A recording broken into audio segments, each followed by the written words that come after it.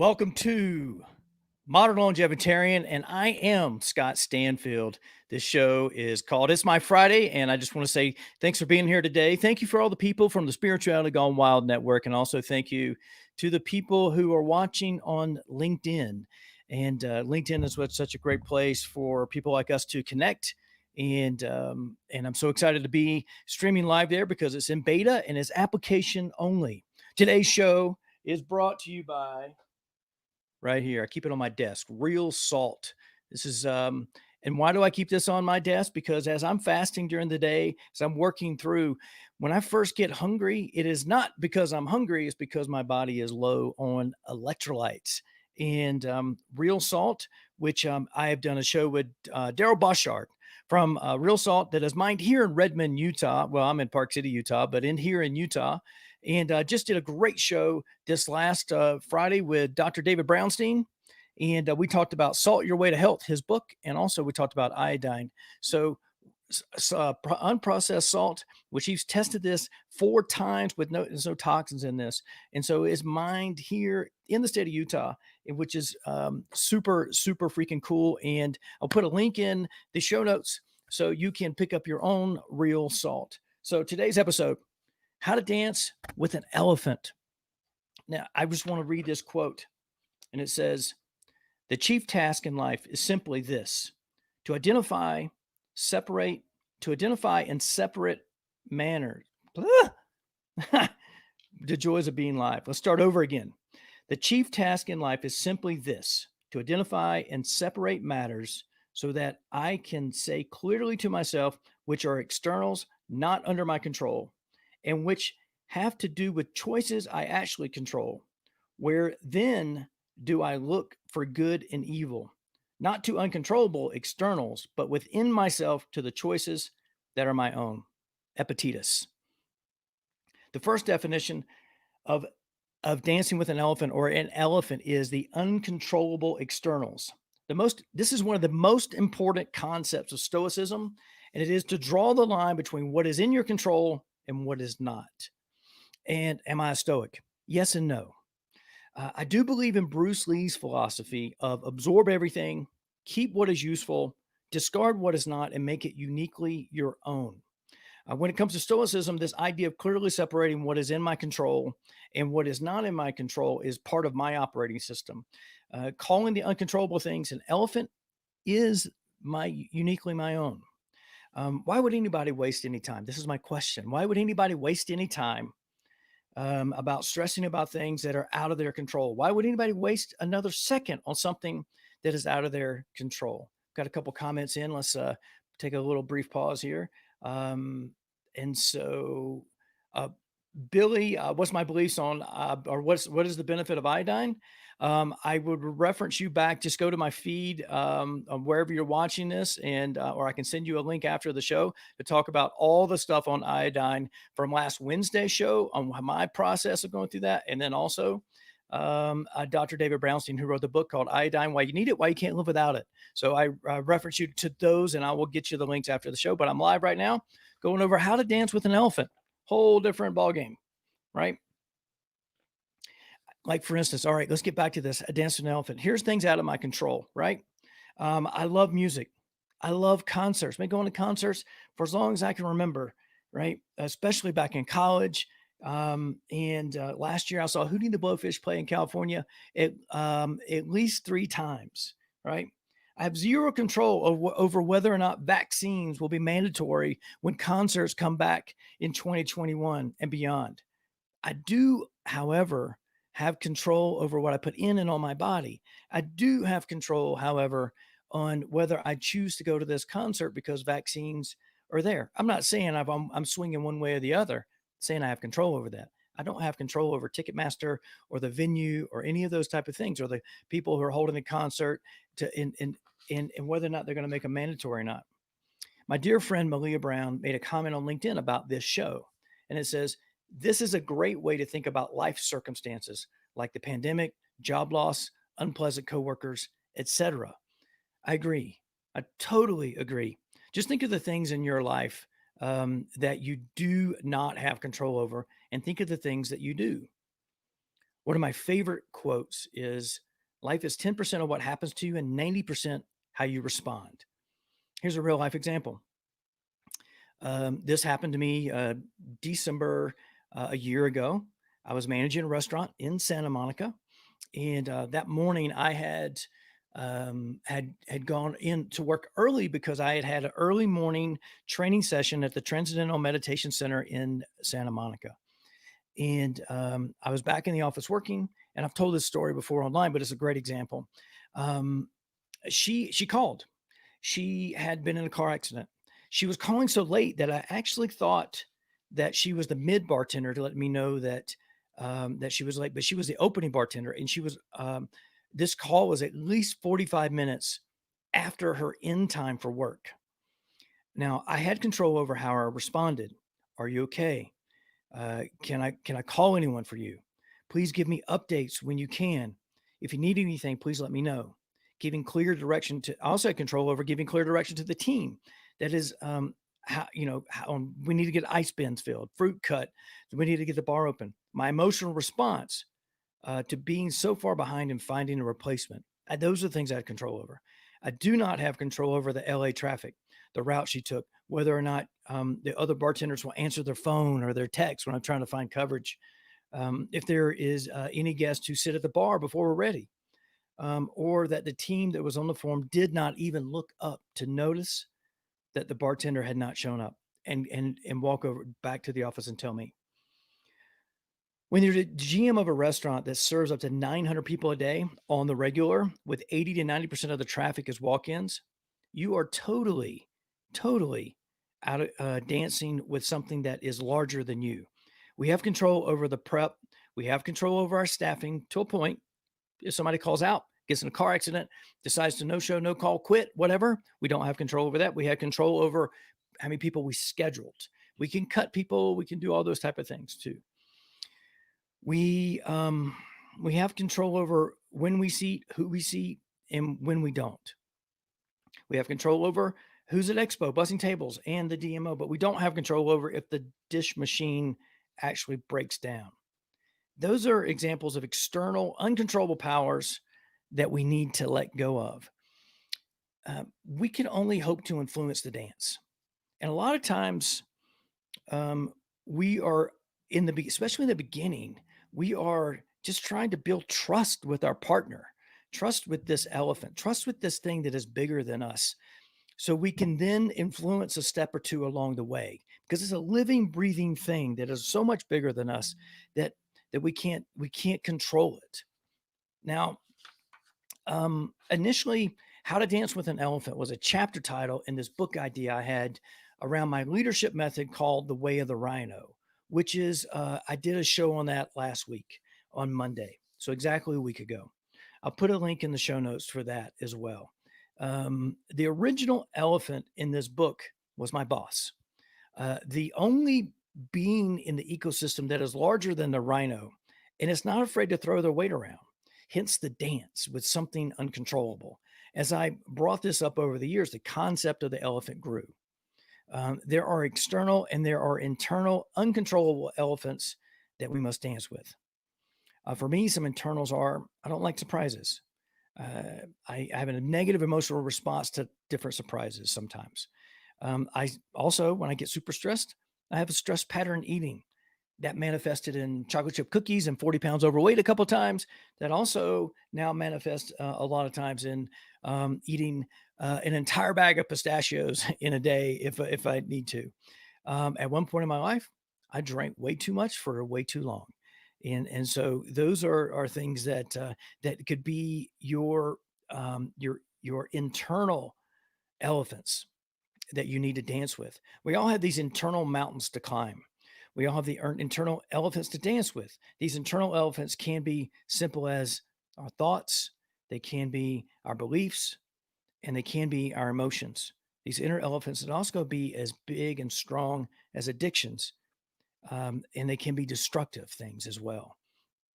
Sometimes it's not a dance. Sometimes it's a wrestling match with this big, strong elephant. And to win the match, you need help from family and friends.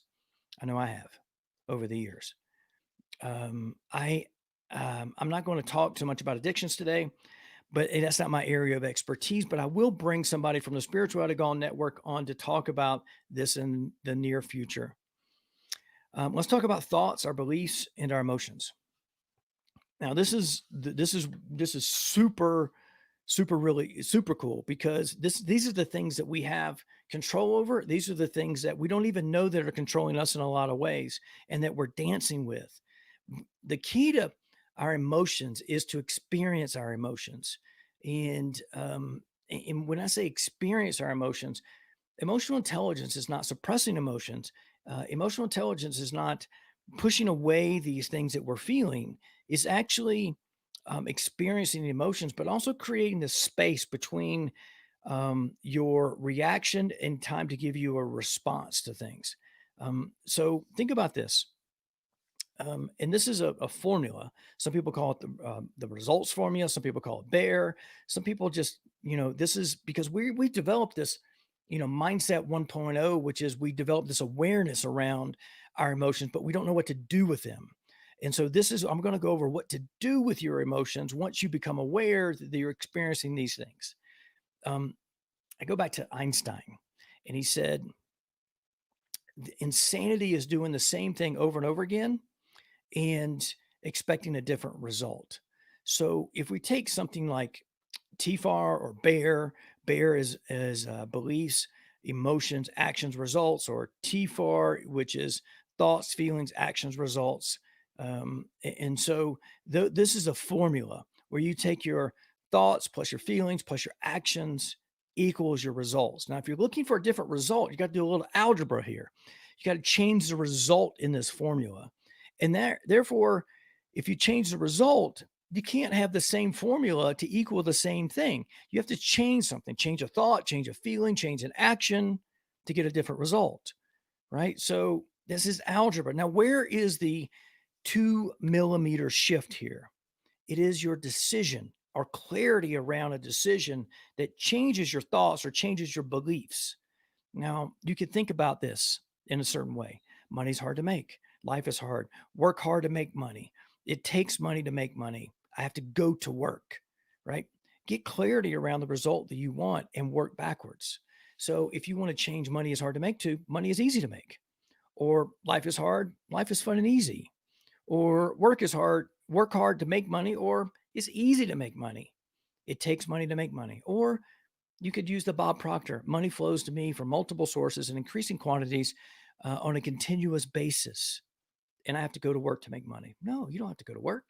You can actually, you can be gifted money. You can draw money to you through the universe. It's called the law of attraction. It's called the law of vibration. You can hold solid state on this end result, and these things will come to you.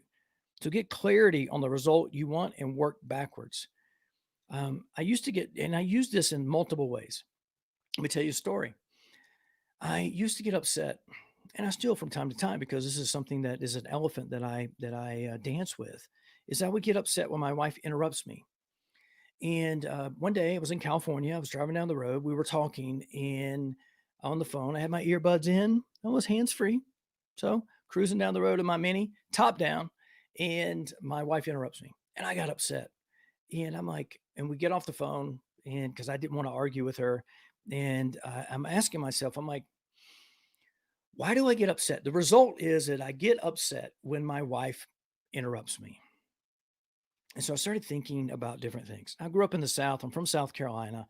And unfortunately, some of the examples in my life were that the men were in charge of everything, in charge of what, like for instance, my grandfather, my mom's dad, had this shop out in the backyard, and he had his side hustle he was a postman during the day, and his side hustle was repairing lawnmowers and tillers or any small engine repair type stuff, and had this shop out in the backyard. And it was really interesting. It had a Volkswagen Super Beetle that had a trailer, and he would go pick them up and bring them back to the shop and repair them and deliver them back to the people. And so this is side hustle. And it was no irony that I had a big relationship with small engines in my day, racing go-karts and those type of things. But he would come in to eat lunch, and he would look at the TV and go, "Who changed the TV channel in here?" He'd been outside for 4 or 5 hours. And somebody changed the TV channel and he was upset that the TV had been changed. So this is an example that I saw day in and day out for a number of years. Now, I don't know where this came from, don't know where it was, but this is programmed inside of me. So my wife interrupts me. I'm driving down the road in California, top down, earbuds in, hands on the wheel, driving the stick shift, 6 speed supercharged mini, and I get upset. And I start asking myself, why do I get upset when my wife interrupts me? And I drill down because what happened is that my belief is that as the man in the relationship, my wife should listen to me. It's almost like I get the whole court. I get to stand on stage right now, and you're listening to me in this situation, right? There was no interjection. The decision had been made. I'm the man of the house. This is what the decision is. Well, that's what I determined. I was like, wait a minute. What if my wife has something to add to this conversation? I married a beautiful, smart woman. Why not listen to her? Why not have a conversation with her? Why not? And so what happened is my beliefs started changing. My thoughts started changing. I decided to believe something different. And when I decided to believe something different about interruptions in a conversation, it became this beautiful dance with this elephant that I had no longer had influence over. And now I had developed influence with.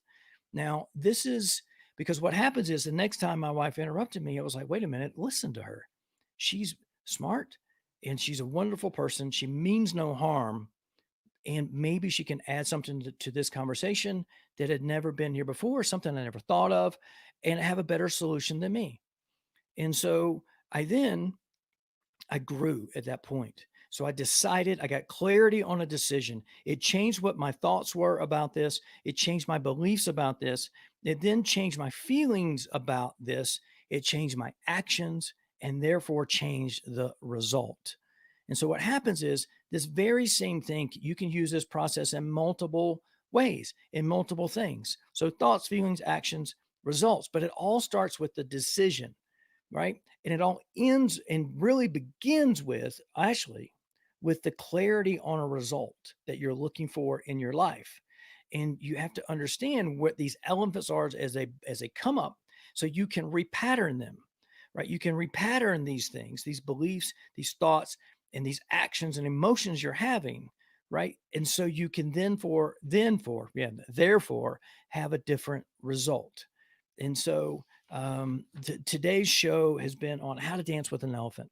The origin of this came from when I was walking on the beach and I came up with the way of the rhino. The way of the rhino grew into a leadership concept that I practice day in and day out, even here at home with the family, and that was cut its teeth and was refined in one of the most stressful environments you could ever work in, which is a restaurant, high volume, fine dining restaurant environment. And then the rhino aspect grew into that. And then it became the how to dance with an elephant became this way of approaching things as a rhino, looking at things that are bigger than us. And it could be internal or external, uncontrollable things. It was added to by understanding stoicism and how things are uncontrollable for us, and then therefore has come out with this thoughts, feelings, actions equal results formula. So I'm gonna wrap this up right here. Again, this show was brought to you by Real Salt, my favorite. I have known the owner of the company, Rhett Roberts, for a number of years, and they're located here in Utah. Their headquarters are just one city over in Heber City. I encourage you to click on the link that you've seen there below so you can pick up your own. It will help support the show for sure, and which we really need. And so we can keep bringing messages like how to dance with an elephant with you. Tomorrow's show is going to be with Rusty Cottrell, which he is a physical therapist. He is a anti-aging educator, and he also is a biohacker. And we're going to talk about the link between oxidative stress, aging, and disease. So tune in for that. Today we covered some Mindset Monday things. Tuesday we're going to cover some oxidative stress and how all that stuff has impact over disease and aging. And then Wednesday is Biohack Wacky Wednesday, and we're going to get into some really cool stuff. I'm probably going to talk about how to use intermittent fasting through the holidays. And so I look forward to everybody tuning in. No show on Thursday, no show on Friday. So again, just Monday, Tuesday, Wednesday this week. And it's going to be super fun. Now, let's see here. We're going to get to the credits because it's time to roll the credits. Again, real salt. Redmond, they also have other things like bentonite clay, which has so many uses for. I will reference the show with Daryl Boshard when it comes to Redmond. And Billy, I'll get that information to you as soon as I get off the show. Cheers.